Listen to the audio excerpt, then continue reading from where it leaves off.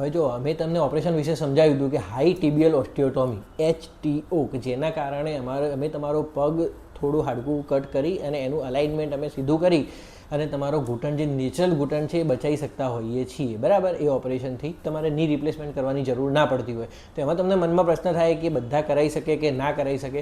તો સૌથી સારું રિઝલ્ટ મળવા માટે તમારામાં શું હોવું જોઈએ? તો સૌથી પહેલું તમે એક્ટિવ હોવા જોઈએ. તમારી ઉંમર 40 થી 60 વર્ષની વચ્ચે હોય તો તમને એનું સારું રિઝલ્ટ મળતું હોય છે, બરાબર. બીજી વસ્તુ છે કે તમારી રેન્જ ઓફ મોશન, ઘૂંટણ વાળવાનું અને સીધું કરવાની જે આખી રેન્જ છે એ રેન્જ સારી હોય તો બરાબર HTOનું તમને સારું રિઝલ્ટ મળે. ત્રીજી વસ્તુ કે તમારો આખો ઘૂંટણ ઘસાયેલો નથી, એમાં એક જ સાઈડ મિકેનિકલ લોડ આવવાના કારણે એક જ સાઈડથી ઘસાયેલો છે અને તમારો પગ વળે છે. હવે જે પગ વળવા લાગ્યો છે તો એમાં બી કન્ફ્યુઝન થતું હોય છે કે કેટલો વળેલો હોય તો તમને સારું રિઝલ્ટ મળે. તો તમારે 5 થી 15 ડિગ્રી સુધીનો વળેલો હોય ઘૂંટણ તો એમાં તમને સારામાં સારું રિઝલ્ટ મળતું હોય છે. પણ 5 ડિગ્રી કરતાં ઓછો વળેલો હોય તો પછી અમારે વિચારવું પડે કે તમને ઓપરેશન કરીએ કે ના કરીએ, કે બીજા કોઈ તમને લક્ષણો છે કે નહીં, દુખાવો વધારે પડતો છે કે નહીં, એ બીજું બધું વિચારીને ડિસિઝન લેવું પડે. 5 ડિગ્રી કરતાં ઓછો વળેલો હોય તો એમાં ડાયરેક્ટ HTO કરવાનું ડિસિઝન અમે લેતા નથી.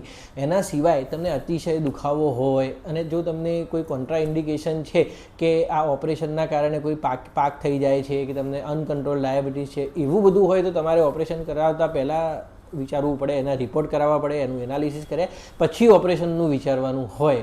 એટલે તમારે HTOથી તમારો પગ અમે સીધો કરી આપીએ, એનું અલાઇનમેન્ટ તમને સારામાં સારું કરી આપીએ કે જેના કારણે વજન આવવાના કારણે એ સાઈડનો દુખાવો ઓછો થઈ જાય, આખું અલાઇનમેન્ટ ચેન્જ થઈ જાય. એટલે એના પર વેટ બિયરિંગ જે પાર્ટ હોય ઘસારાવાળો એ ચેન્જ કરી શકતા હોઈએ છીએ.